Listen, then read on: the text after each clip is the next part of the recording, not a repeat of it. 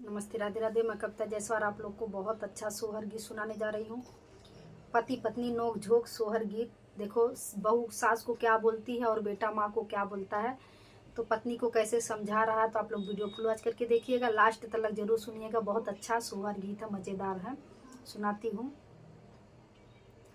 समामा कलाकारी जुटामा नो होता ऊपा रिलियाई नो होता ऊपा रिलियाई नो ना हो मोरे पियावा माई तुहरी बो लैनी बोलिया होत खनमा ना बनाई बई होत खनमा ना बनाई बाई हो मोरे पियावा माई तुहरी बो लैनी बोलिया होत खनमा ना बनाई बई होत खनमा ना बनाई बाई हो।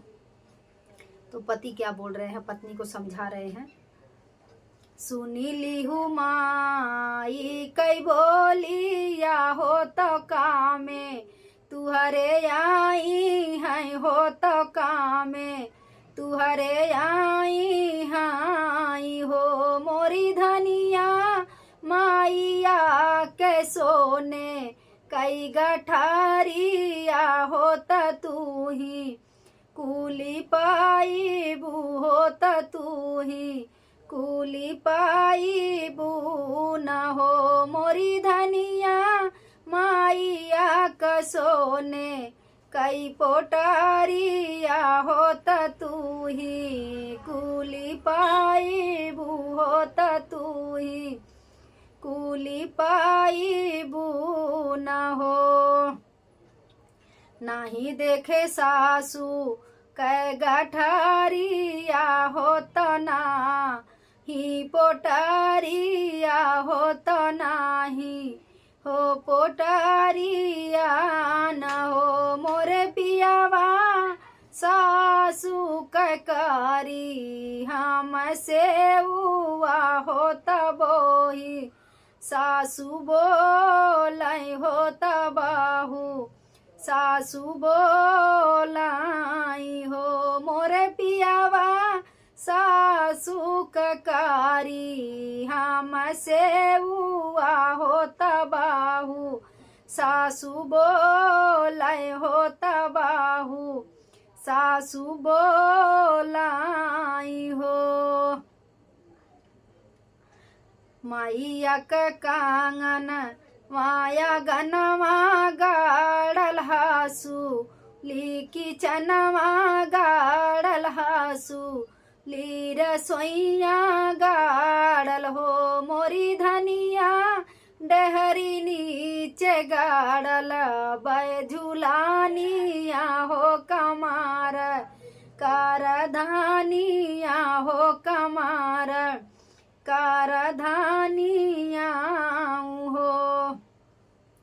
अगन में गाड़ल बाटई कांगना हो तो किचन में हसूलिया हो रसोइया में हसूलिया न हो मोरी धनिया डहरी नीचे गाड़ल बैझुलानिया हो कमार कारधानिया हो कमार कारधानिया हो मोरी धनिया डहरी नीचे गाड़ल बैझुलानिया हो कमार कारधानिया हो कमार कारधानिया हो।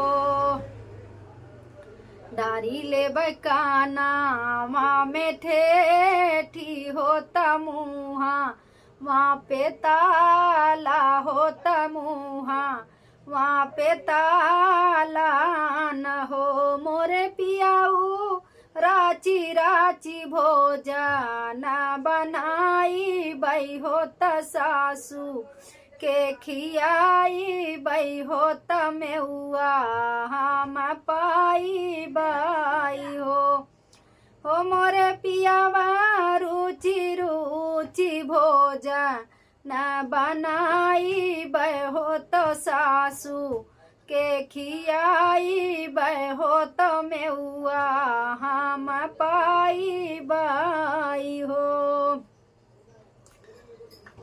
हो मोरे पियावा रुचि रुचि भोजन न बनाई बई हो त सासू के खियाई बई हो त मेउआ हम पाई बई हो त मेउआ हम पाई बाई हो। मैया के भोजन न खियाई बूहो हंसुलिया तू पाई बूहो हंसुलिया तू ही पाई बू न हो मोरी धनिया माइया कई गोड़ा वादा बाई बूहो गहनवा कुल पाई बूहो गहनवा कुल पाई बू न हो मोरी धनिया माइया कै गोड़ा वादा बाई बूहो गहनवा कुली पाई बूहो गहनवा कुली पाई बू न हो। सासु के कारा बई हमसे हुआ हो गहनवा कुल पाई बई हो गहनवा कुल पाई बाई हो मोरे पियाबू सासू का गोड़ा वो दबाई बई हो की चाना वहाँ सजाई बई हो तो घरा वो सजाई बाई हो मोरे पियाऊ सासू का पाया रो दबाई बई हो तघरा वा सजाई बई हो की चाना वहाँ सजाई बाई हो।